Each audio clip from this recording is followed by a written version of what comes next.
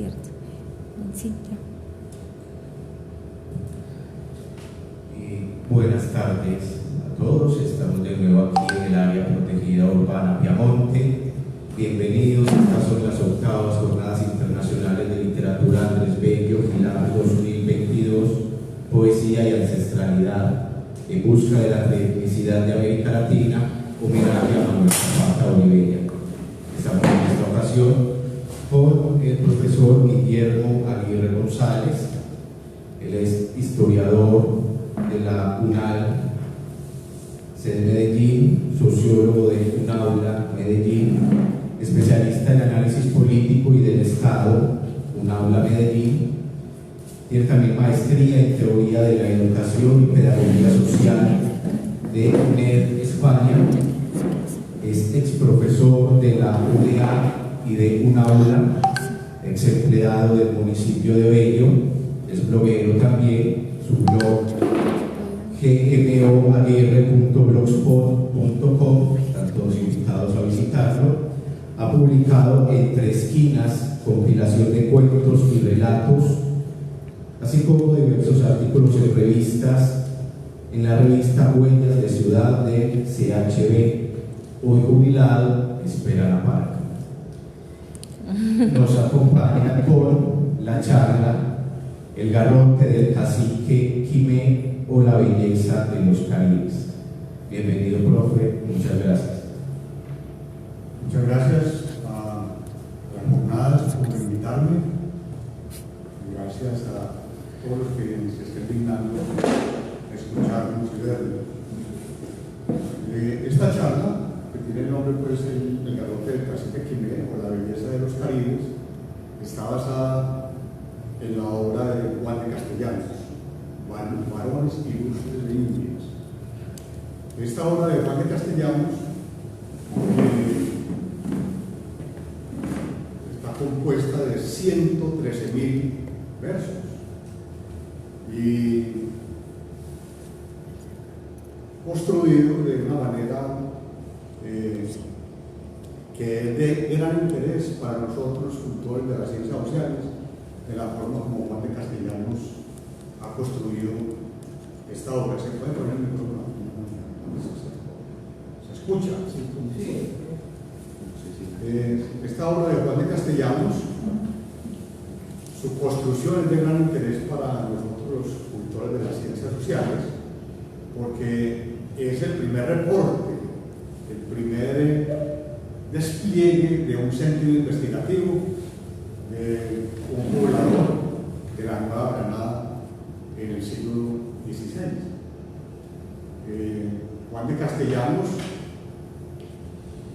fue uno de los tantos interesados en España inscribirse en todas esas campañas de conquista de América, y se inscribió pues, en una de las huestes y llegó a Santo Domingo. En Santo Domingo se interesó por la explotación de perlas, y en Isla Margarita comenzó pues, a despegar el mismo sentido que despegaron todos los ¿Puedo usar el micrófono para la transmisión? sí.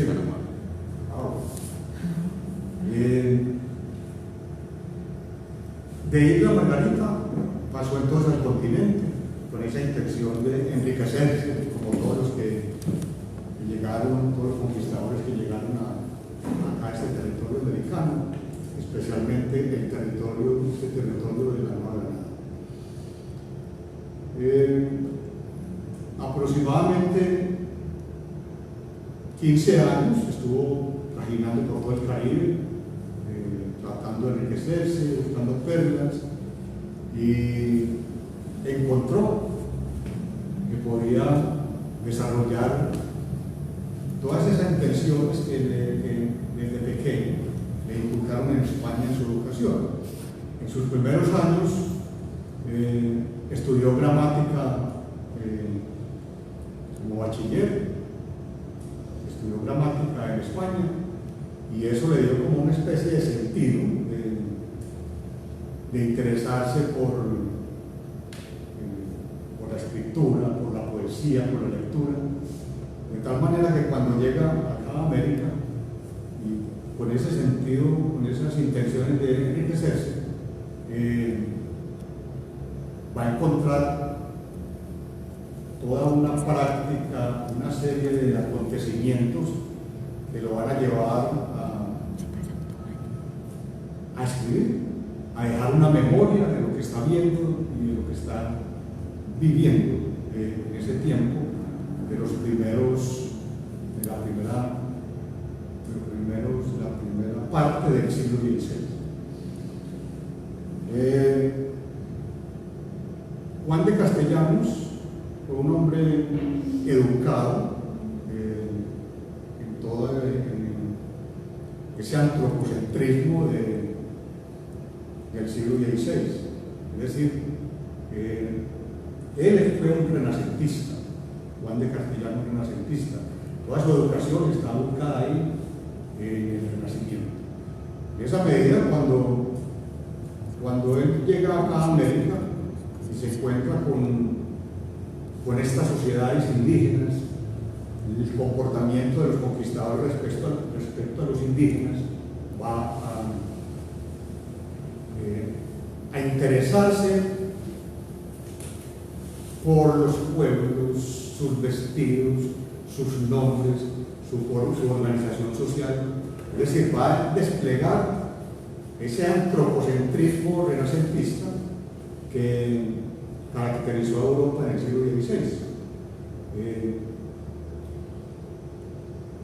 Una especie de mezcla entre culto al ser humano, una especie de deísmo al mismo tiempo, culto al ser humano, deísmo y una especie de nostalgia medieval que lo llevaron a él a hacer una mezcla muy precisa entre elementos medievales, admiración por esos nuevos seres humanos que encuentra en América y un sentido poético, su amor a las letras, que de alguna manera ya venía con un sentido, como se hacía en Europa en la época de escribir,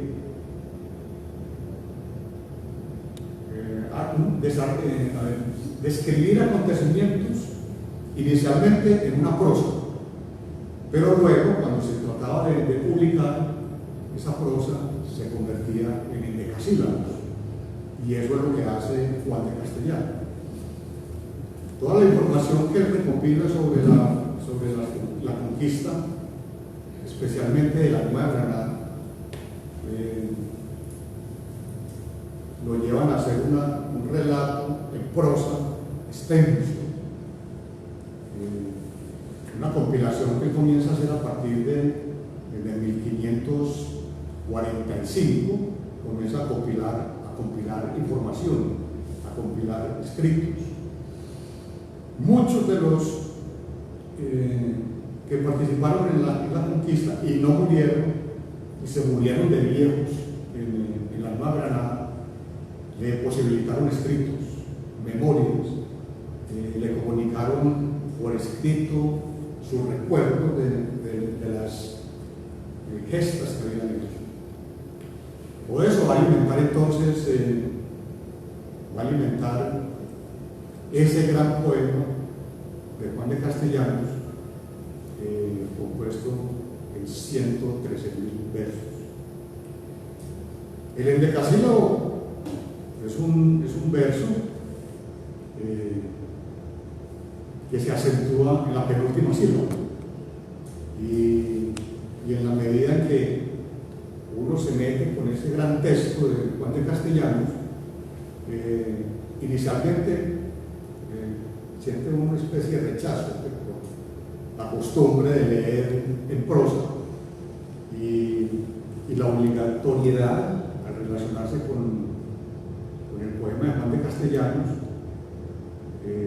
en la rima. Una rima que a veces le sale muy bien, pero muchas veces la forza. para que le salga el decasílabo. En esa medida a veces uno pierde el ritmo poético y cae en el plano de la prosa, y de repente vuelve y cae uno en el decasílabo, en el ritmo poético.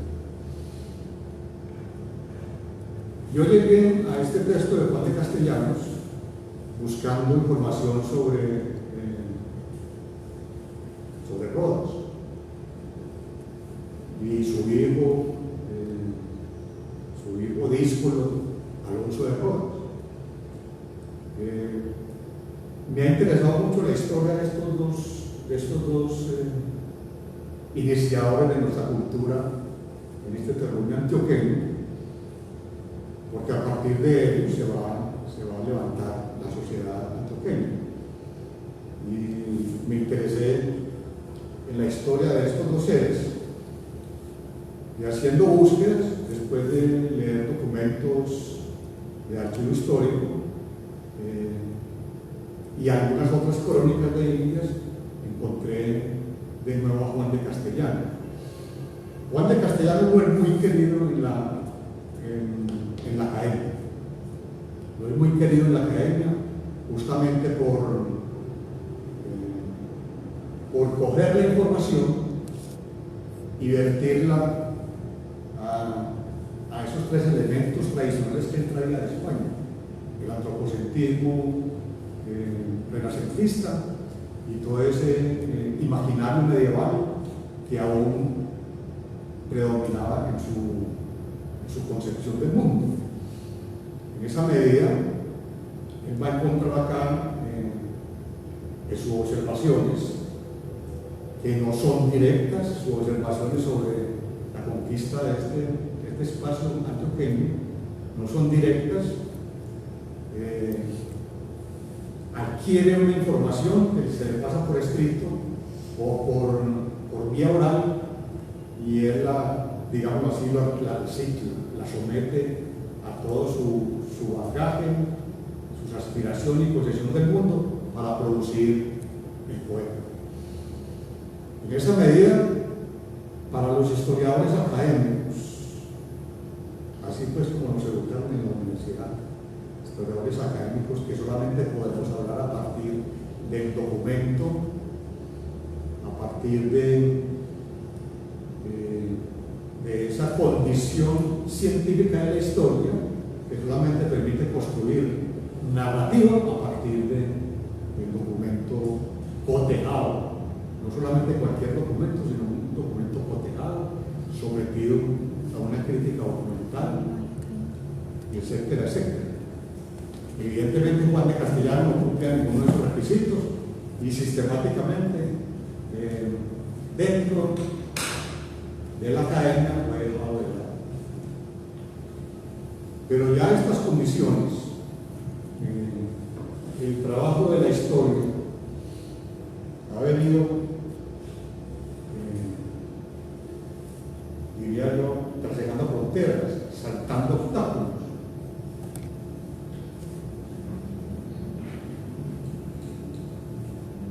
Y se ha distensionado, digamos así, se ha distensionado el discurso de la historia, en la medida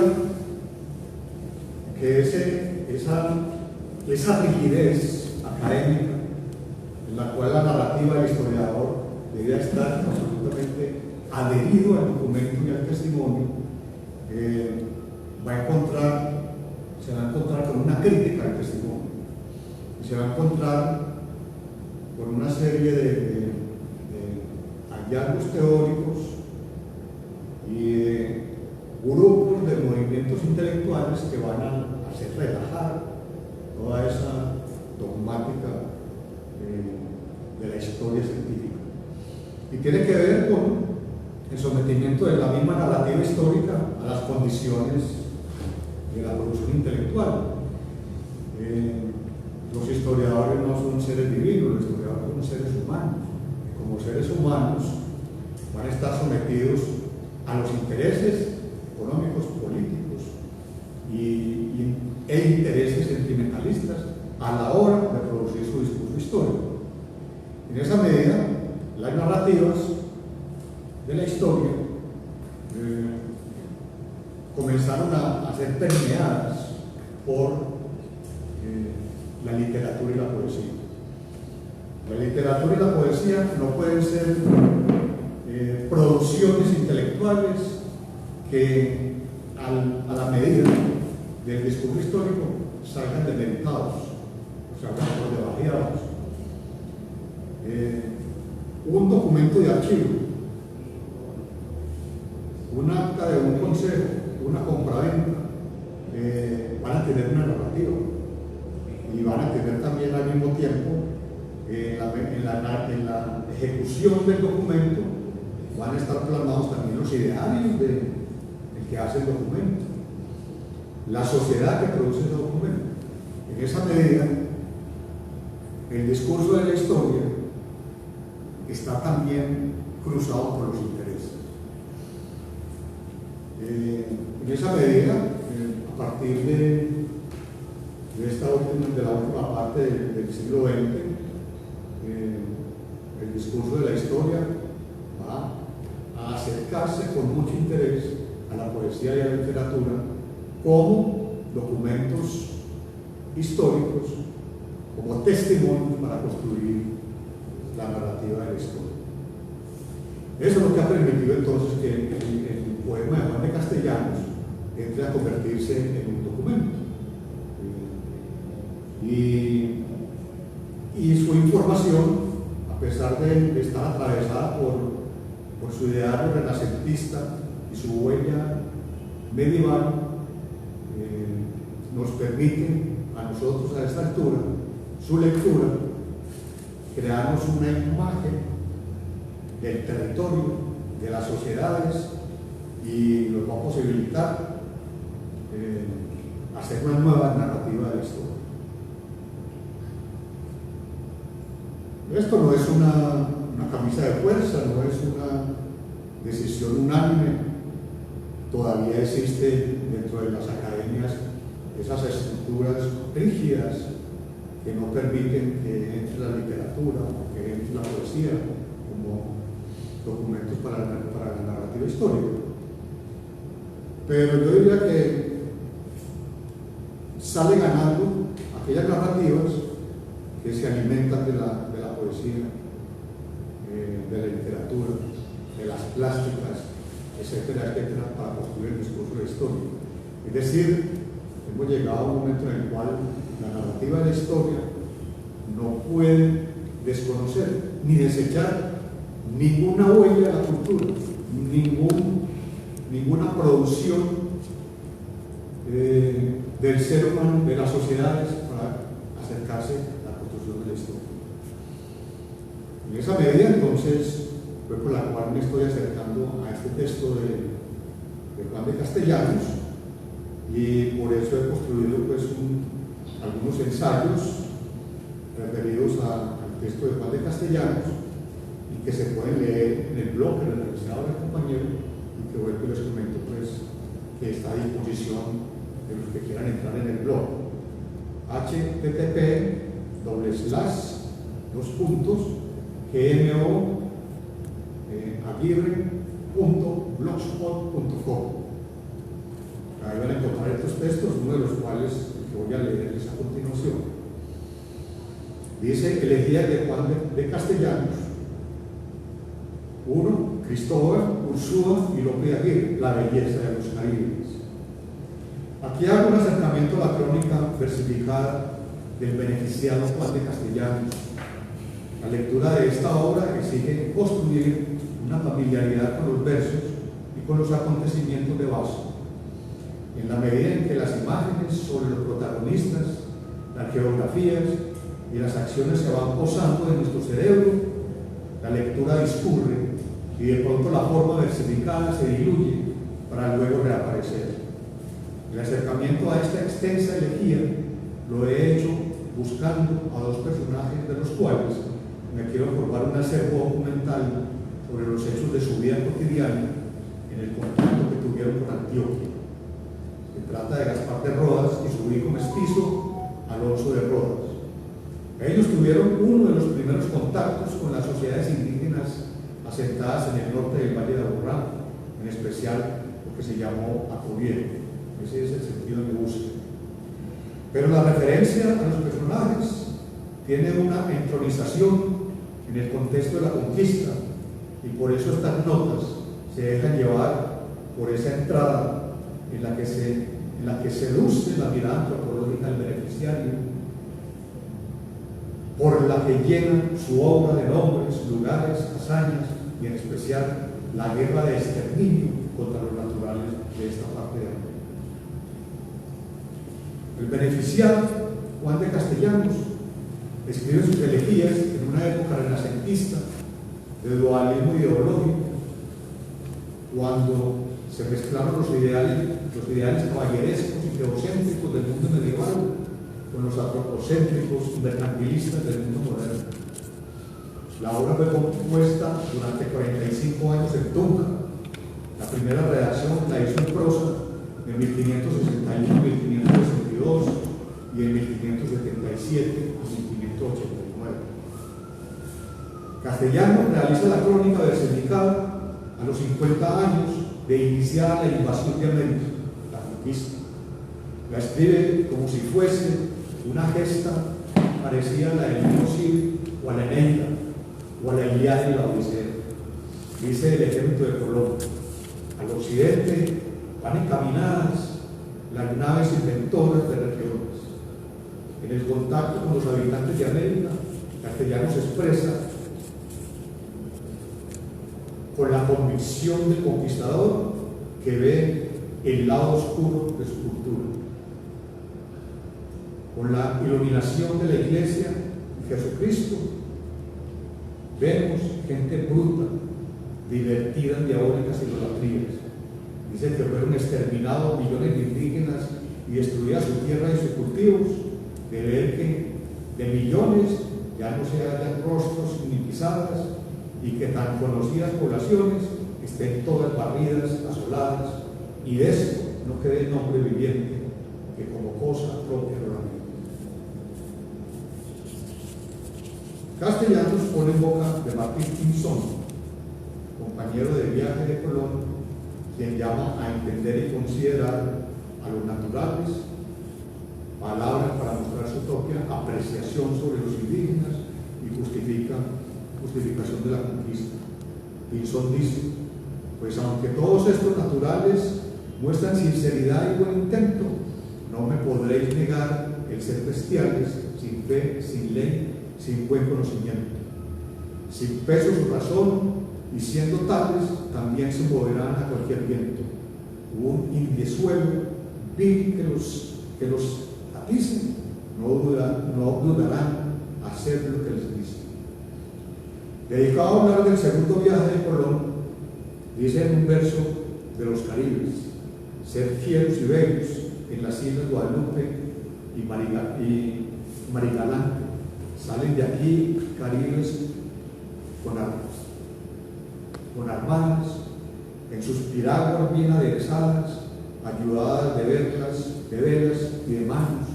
Sus flechas son de hierba tan sana que mueren cuantos de ellas son llegados.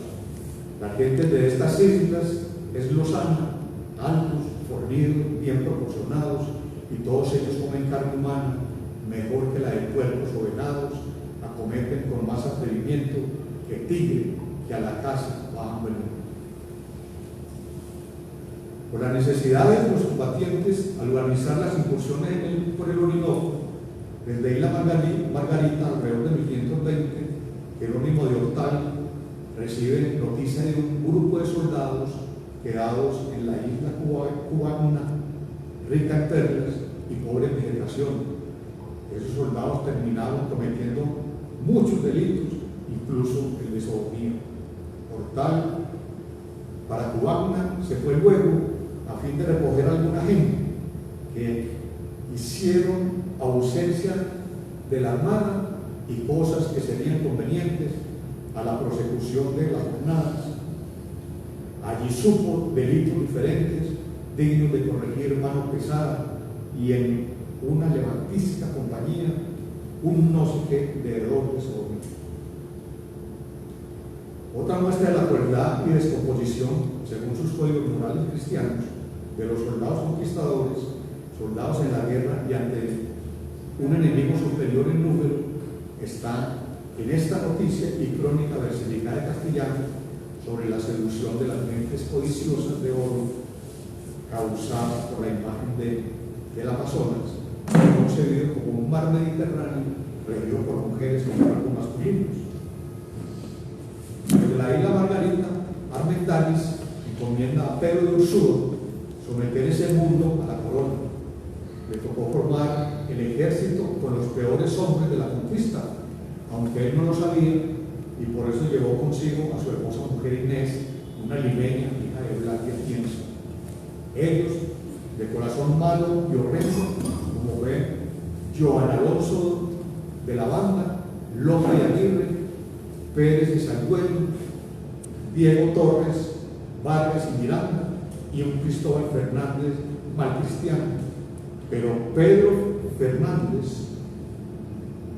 pues la caterva sucia, bellaca, echando mano, van a las espadas y con furor el infierno saca, entrambas puertas tienen ocupadas, finalmente rodean la hamaca y al él le dan crueles estocadas. Él viéndose herir de golpes fieros les dice: porque esto, caballeros, cayó diciendo bien y claramente santísimos artículos del credo, con esa confesión bien conocida, que Ursúa partió esta vida.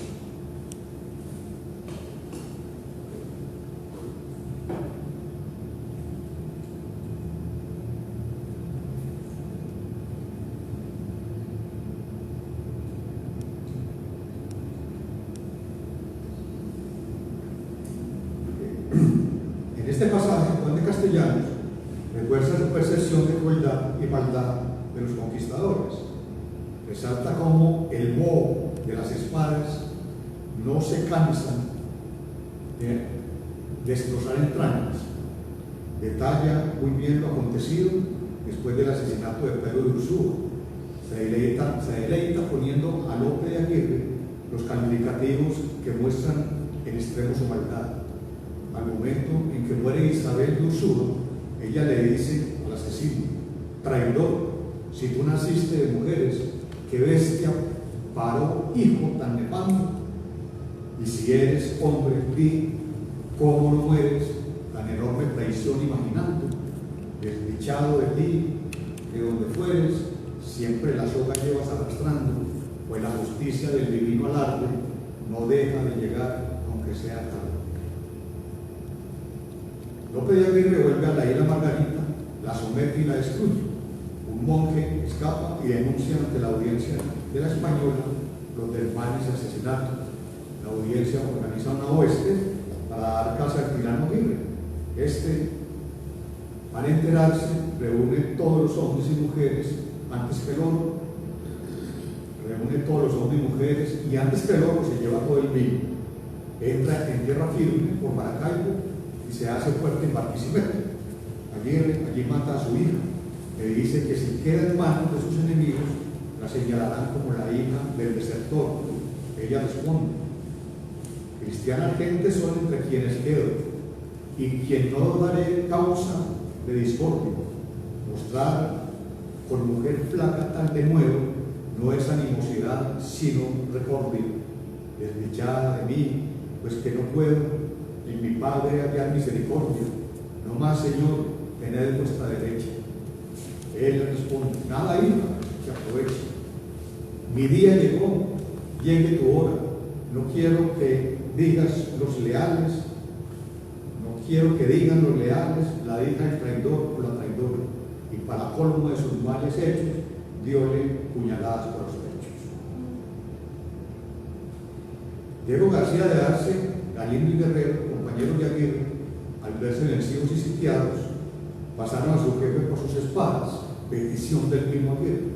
Al fin, que como tanto le rogasen, aquellos a quien esto más agrada, a esto les mandó que le tirasen, y al uno que tiró dijo ser nada, mas como más de veras apuntasen, cayó la bestia mala traspasada, sin alcanzar aquel que pedía, parece que no lo merece. Bueno, este es el primer ensayo referido a la belleza de los Caribes.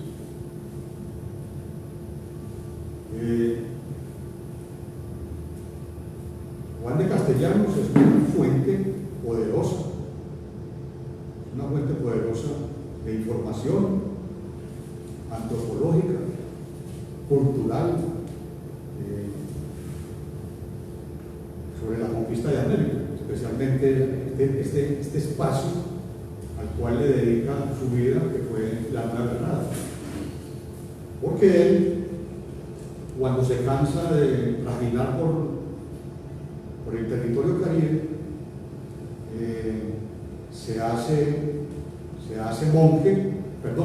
cura en Cartagena, se ordena y luego de ser sometido al tribunal de la Inquisición, por pasarse la noche escribiendo, leyendo, pero al final fue absuelto y en retribución fue donde lo benefician con el nombramiento de capellán en Tunja. Se traslada a Tunja y en Tunja es donde va a desarrollar toda su obra, además que se convirtió en una especie de promotor cultural de la época.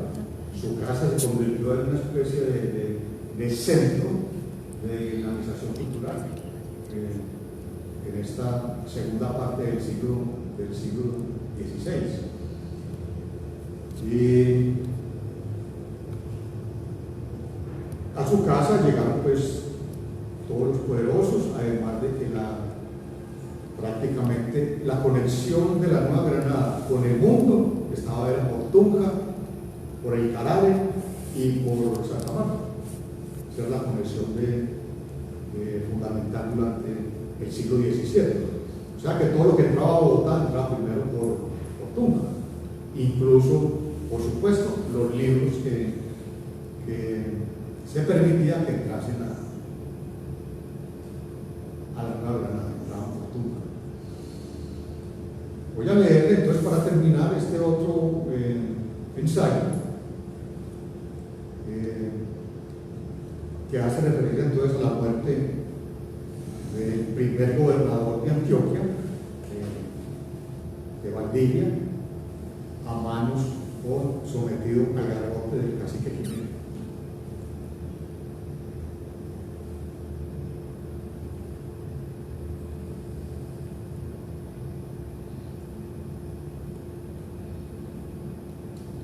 Pues dice así: elegían de Castellanos 5: Aquiles, Maravillas, Pedro Catía, los Cahamíes y la muerte de Valdivia por el garrote del cacique Quimero. Ahí me perdonan la rima, pero ese verso es de casílabo de difícil manejo, me parece. Y a veces es difícil darle la acentuación. Se pierde uno mucho, pero vamos a tratar de hacerlo de nuevo. Desde Antioquia, Valdivia y Rodas arman una entrada a Pequi para someter a los indígenas. Las tropas al mando de Juan Velasco vencieron al cacique y lo tomaron prisionero junto a un mancebo gallardo y hermoso.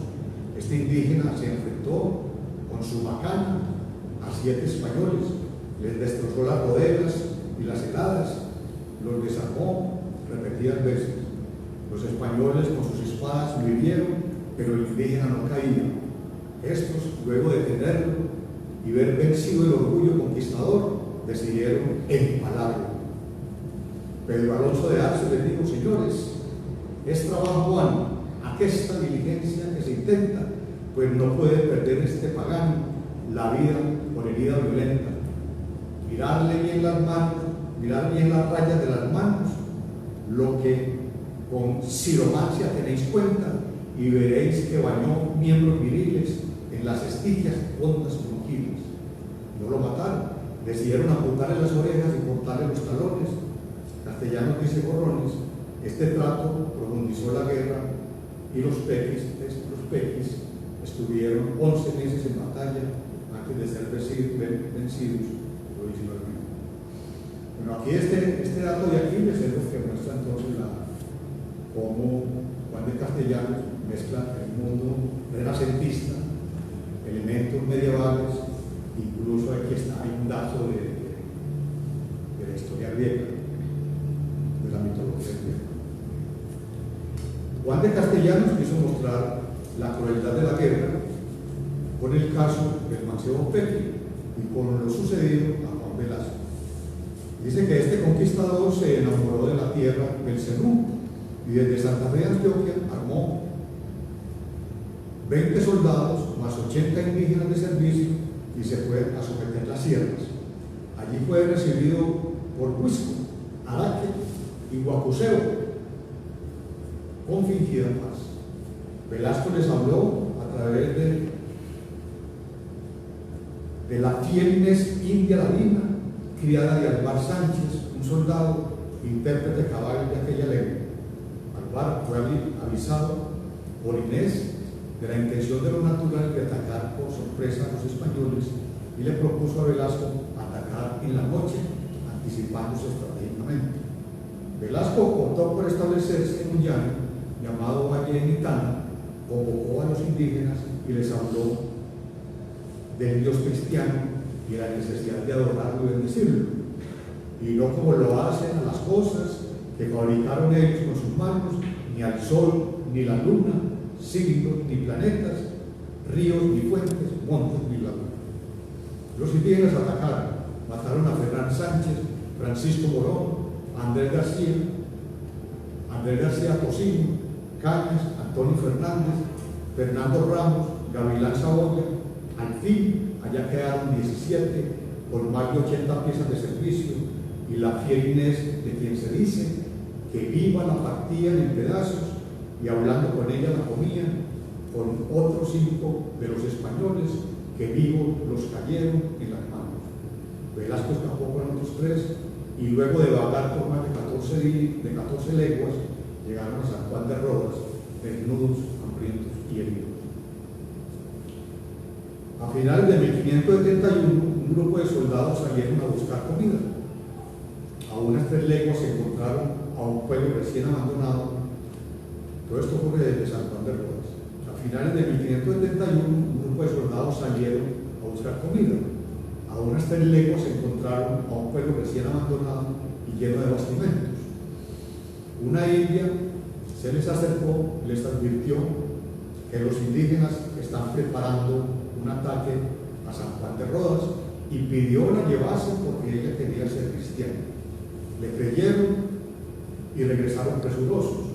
Al día siguiente, los habitantes percibieron el olor del ataque, humadas de tabaco, vijas y trementina.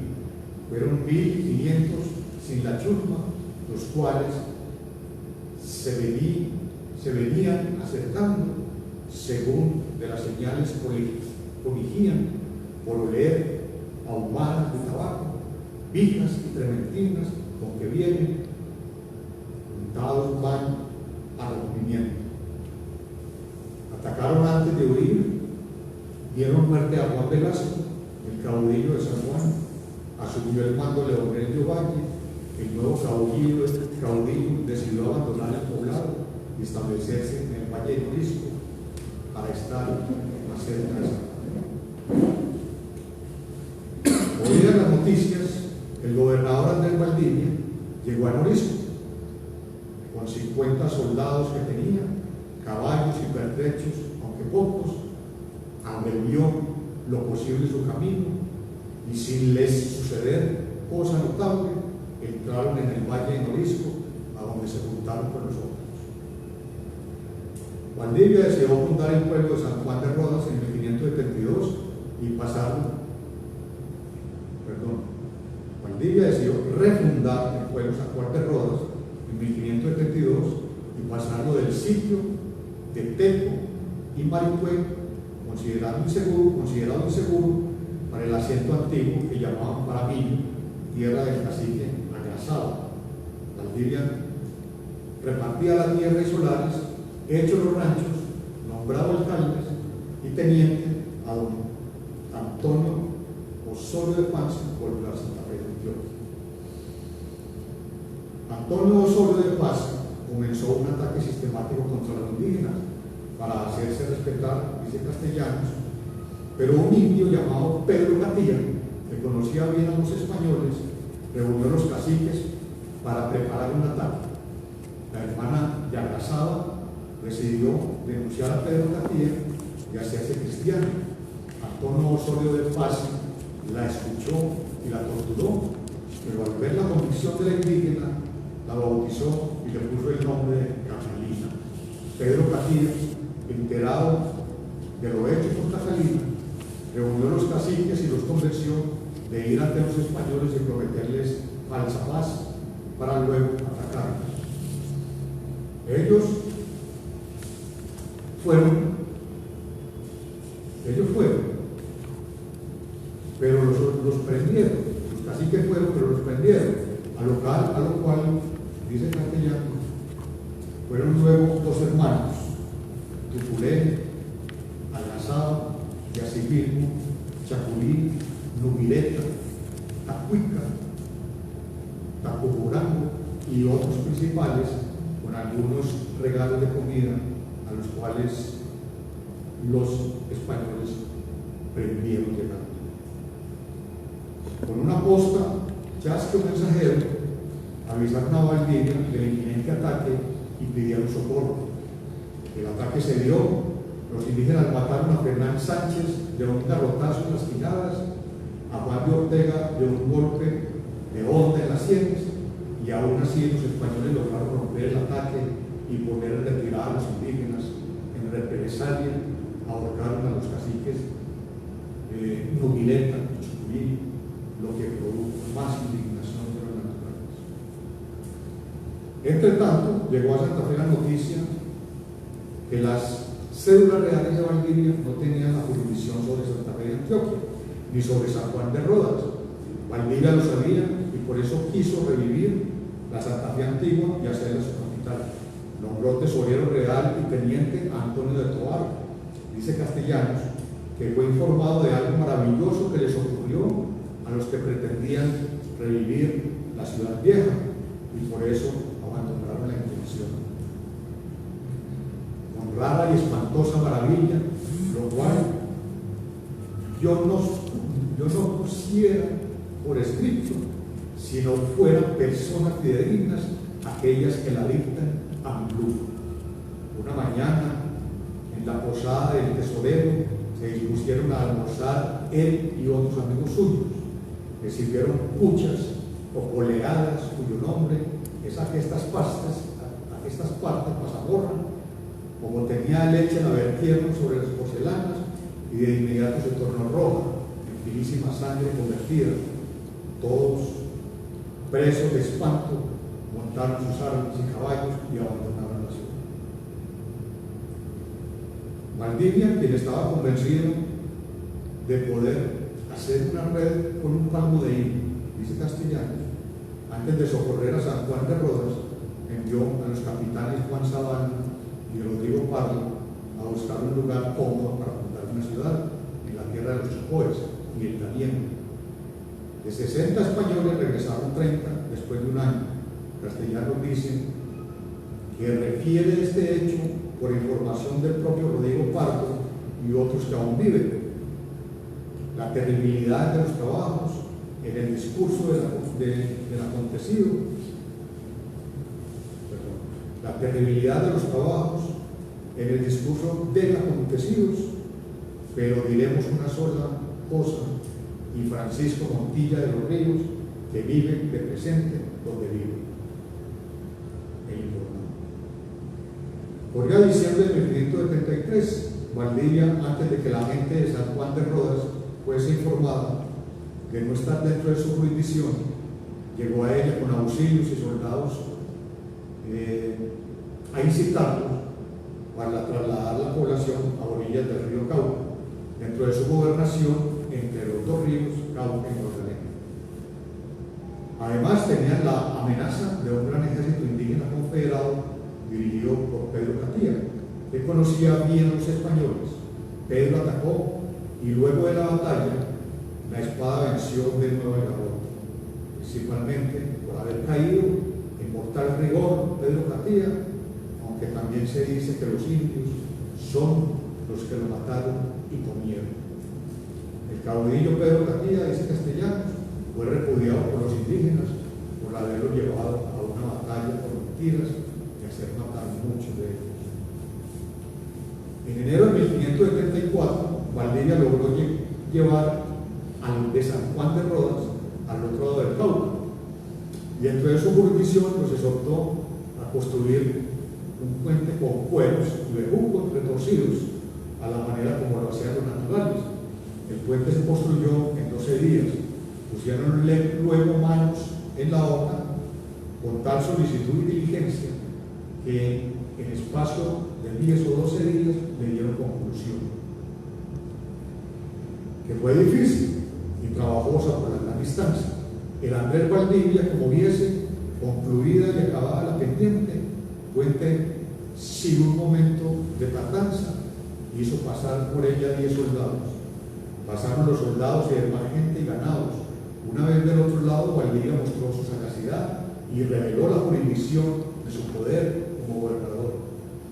Les dijo que se habían librado de los indomables cautivos y ahora estaban en tierra de los notables, porque venís a tierra de los notables, gente ni vencedora ni vencida. Nosotros somos las primeras llaves de esta puerta sin sernos defendida. Ya sabéis con fama que publica ser esta tierra sumamente rica. Juan López de Oviedo, a nombre de los 46 soldados y 20 negros y 200 indios de servicio, apoyó las intenciones de Valdivia. Pero Antonio Machado pidió licencia para volver a Santa Fe de Antioquia, donde tenía su casa. Siguió Valdivia y el 9 de febrero de 1574 llegó al valle de Huarcama por muy anchos caminos indígenas y renombró como Valle de San Andrés, valle de 20 leguas de latitud, con ricas minas, algodonales y pueblos laboriosos que hacen telas razonables, blancas y variadas en colores. Castellanos nombra a los caciques de aquí: Huarcama, Huerpia, Pipimán, Oceta, Maquira y Aracista. Y los vecinos del valle, Oboga, Neguerí, Yusca, Aguataba, Abanique, Huercia, Taquiburi, Moscataco, Huerquisi, Carimue. Y otros algunos hombres belicosos, flecheros, carniceros y arbolarios, destrísimos en guerra por este mundo.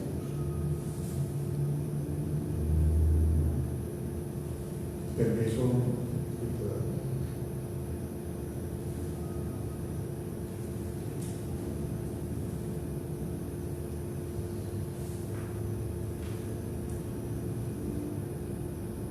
Los notables salieron de paz y dieron hospitalidad a los españoles. Vecinos de los notables son los taamíes. 3 leguas adelante, Totenía, el capitán Ocieta Surumín. Esto lo supieron en Santa Fe de Antioquia por boca de indios comerciantes taamíes encomendados al presente de Castellanos por Antonio Sánchez Torreblanca. Este encomendero guardó envidias contra Valdivia y por medio del mozo Juan Bautista Vaquero, quien dominaba las lenguas indígenas y por ello era muy respetado, movió a la guerra de los notables y taamíes contra Valdivia. Al sentirse sitiado, Andrés de Valdivia encomendó a Juan Alonso de Santana, veterano de la hueste de Lope de Aguirre, junto con Bartolomé Jiménez, ir a Santa Fe de Antioquia a pedir auxilio para que viniesen al Valle de San Andrés, luego llamado la ciudad de Cáceres. Pinto Villorri encargado del auxilio, salió de Santa Fe con 36 soldados, cantidad de cuerpos y caballos. Con este auxilio Valdivia salió de Gualcama, o sea de Cáceres, el 24 de junio de 1574, a buscar sitio para fundar. Llegaron a la loma de Nojaba y como les parecer estar la loma en cómodo lugar para hacer pueblo, fundaron la ciudad de Ubeda, porque el Andrés Valdivia fue nacido en aquella que de este nombre goza, en la provincia de Andalucía. Los caciques de Nojaba atacaron por 7 meses la nueva Ubeda y sitiaron a los españoles, quienes fueron diezmados y cortada la posibilidad de suministro. Pero los naturales, también cansados, hicieron la paz y permitieron la entrada de comida. Castellanos dice que la paz fue posible por las encomiendas permitidas y deseadas por los caciques. Ubeda prometía futuro. Por Valdivia recibió una carta de Santa Fe de Antioquia, Ubeda prometía futuro, pero Valdivia recibió una carta de Santa Fe de Antioquia informándole sobre la infidelidad de su esposa, quien se había quedado en Victoria, una ciudad del sur. Valdivia enloqueció, cortó las patas a los caballos, levantó la ciudad y ordenó buscar otro sitio. Los caciques se resistieron y vieron quebrada la paz. Los soldados quisieron abandonarlo. No pasaron en los furores, no pararon en los furores, pues en confirmación de su locura, a los caballos les cortó las piernas, que fue para sus dueños dolor grave, de los cuales algunos, viendo tantos excesos furiosos, rehuyeron de no venir con él al rompimiento. A Santa Fe se fueron deslizando, a los 3 primeros que huyeron, indios en el camino los mataron.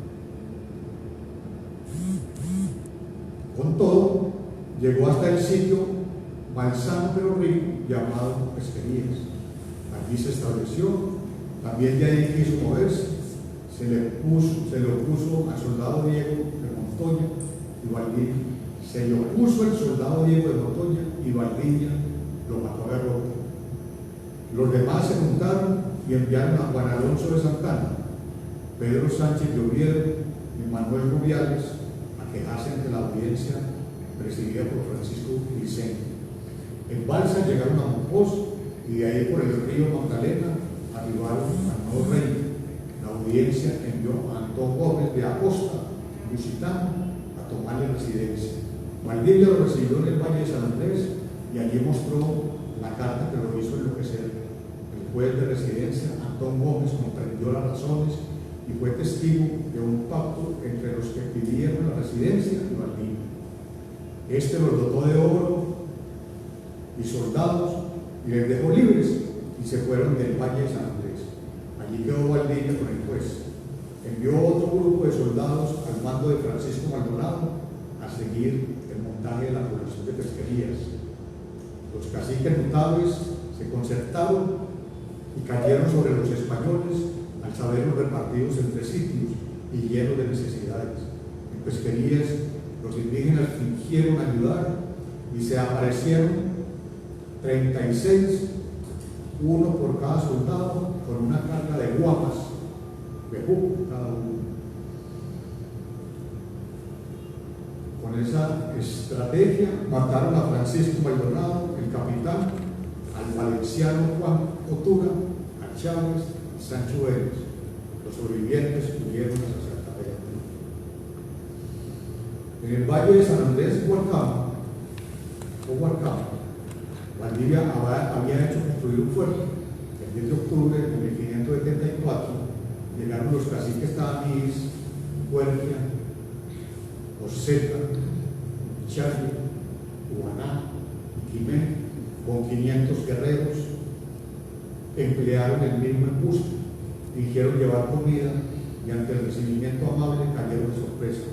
mataron a Pedro Valero, Diego de León, Fray Bernabé y su sobrino, Joan Ruiz de Atienza, Gaspar, Negro de Nación Quilófono, Juan Rodríguez, Valdivia, solo resta que herido estaba de un flechazo en la boca, al cual oyeron al hermano vivo tomaron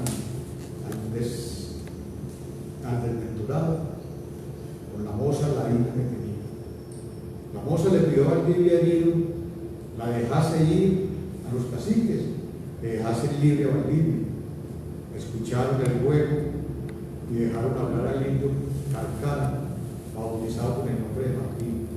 Dijo Carcara que se dejase vivo porque es criado de un poderoso señor que tiene mucha gente y por eso vienen en gran número.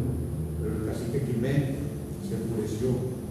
Pasó un Quimé, cacique furioso, de mala digestión, protervo duro, con iracundo rostro, le responde que no debía defender a un tirano que había dejado tanto huérfano, tantas viudas, y a esto dicho levantó la masa, bajándola con un golpe tan terrible que le desmenuzó cascos estos. Así murió Valdivia, el cacique Juaná mató la moza y de la ira de la misma forma. Terminamos con esta apreciación. Cortaron la cabeza de todos los españoles muertos, las exhibieron en picas por el camino por donde podrían llegar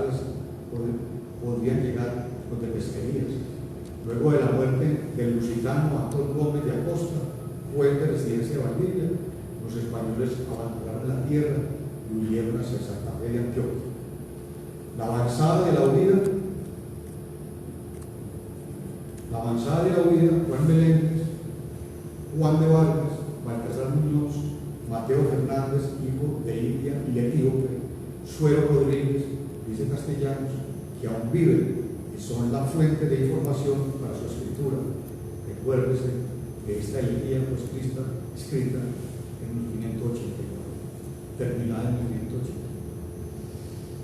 Bueno, esta es como la aproximación a este texto de Juan de Castellanos. Una aproximación que me parece difícil por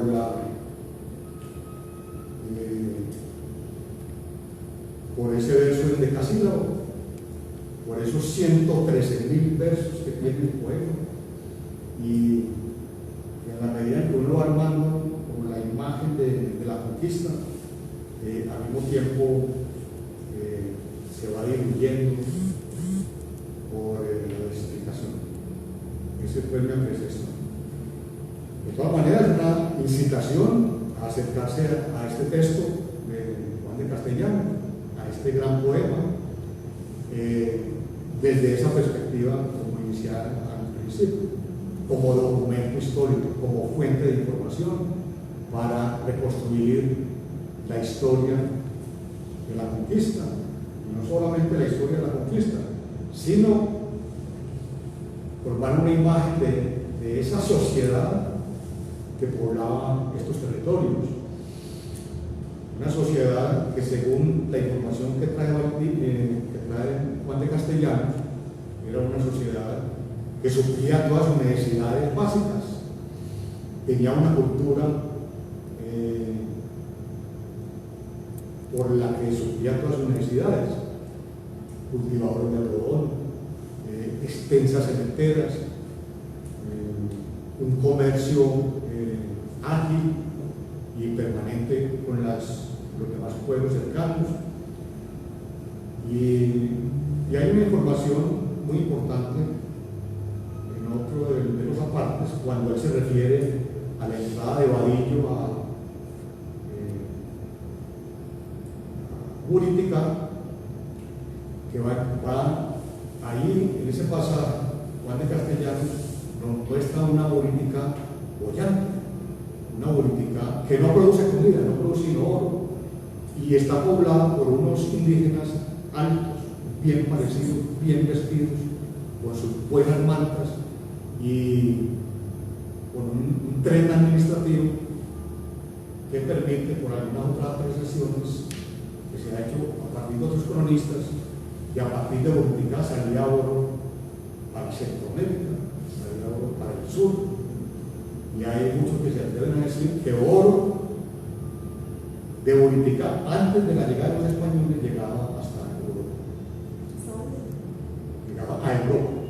Antes de la llegada de los españoles, oro de Borutica llegaba a Europa.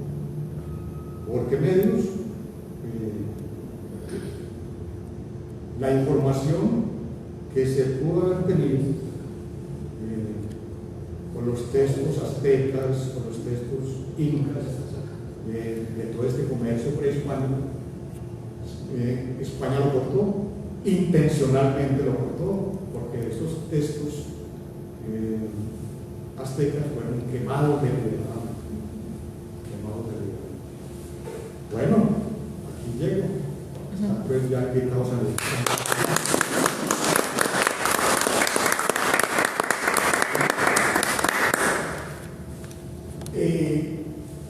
muy interesante los comentarios que haces.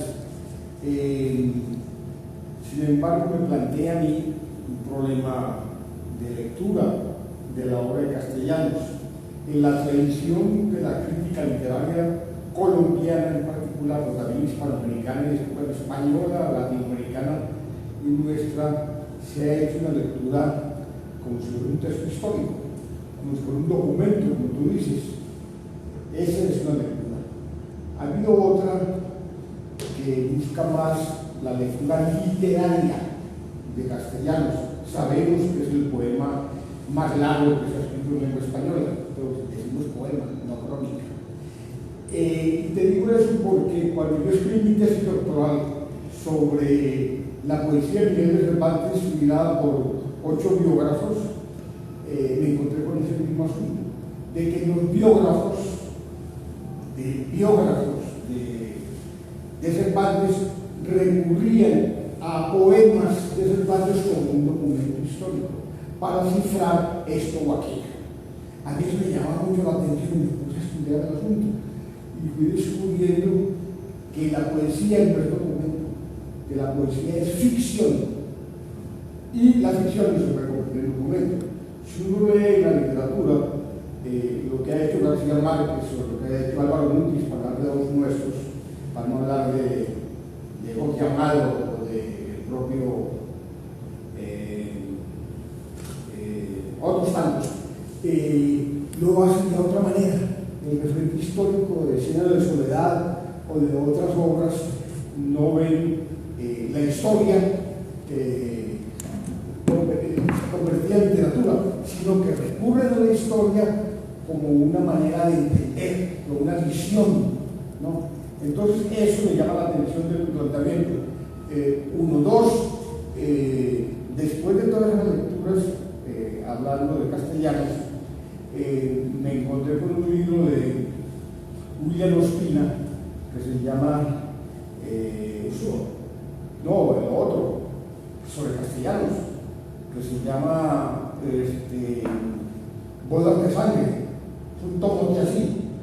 Me llamó mucho la atención ese libro porque no recurre a la historiografía para hablar de una obra poética. La falla que yo le leí es un trabajo muy bien escrito, muy interesante, pero la falla es que no hace ninguna cita de los que han leído, referencia de los que han leído la elegía de Castellanos, incluso las lecturas que se hicieron en el siglo XVIII y XIX, que son muy mal logradas, en España en especial. Sin embargo, él hace una lectura evidentemente literaria, y tal vez de las primeras críticas o lecturas, porque es que la tradición colombiana, en particular Ricardo Camacho, también muy lejos, en el libro de Historia de la Literatura Colombiana, lo reduce a historiografía. Y entonces lo literario lo deja como por allá en un segundo lugar, como que está simplemente hecho en endecasílabos, y no es eso. Según yo, pues, mi idea muy personal. Entonces tú me incitas a pensar en eso, porque en el caso de Cervantes me pasó el asunto y tuve que enfrentarme con 8 biógrafos, excepto 6, pero 2 últimos no.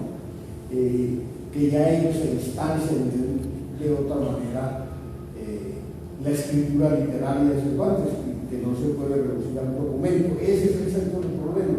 No es una polémica que pongo en evidencia para la discusión. Sí. Ese es el tema que tenemos hoy dentro de la construcción de la narrativa histórica, el discurso histórico. ¿Es la literatura una fuente de información? ¿Es la poesía una fuente de información? ¿Son las artes un documento que sirve como testimonio? Ahí estamos, es largo el tema. Yo plantearía más bien la relación de vasos comunicantes entre historia y literatura, que es un tema inmensamente importante. Y hay libros, en México han publicado varios del tema, historia y literatura, y establecer la relación como vasos comunicantes, pero sin reducir el uno al otro. Esa es la tesis. Bueno, y también se establece la pregunta: ¿hasta dónde el discurso de la historia es objetivo o también es ficción? Exacto. El discurso de la historia también es ficción. Exacto. Porque es construido a partir de un imaginario social, cultural, como es la sociedad occidental, que obedece a toda unos intereses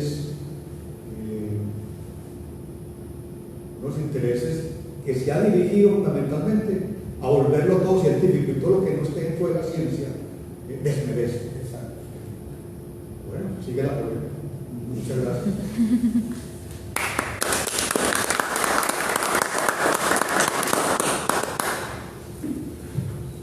Bueno, profe, muchas gracias por acompañarnos.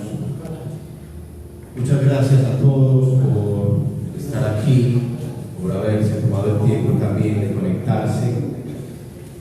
Nos vemos ahora en el Parque Andrés Bello, donde tendremos a partir de las 8 lectura, poesía y al aire libre en el Día del Trueque, con los poetas Alirio Macha de Medellín, Víctor Quiroz Benítez de Bello, Damaris Londoño de Frontino, Jorge Diego Mejía de Fredonia, Gustavo García de Marinilla y Oscar Cruz de Cuba. Y luego de la lectura tendremos intervención de música tradicional mexicana a cargo de Manuel Durán del Estado Chiapas de México.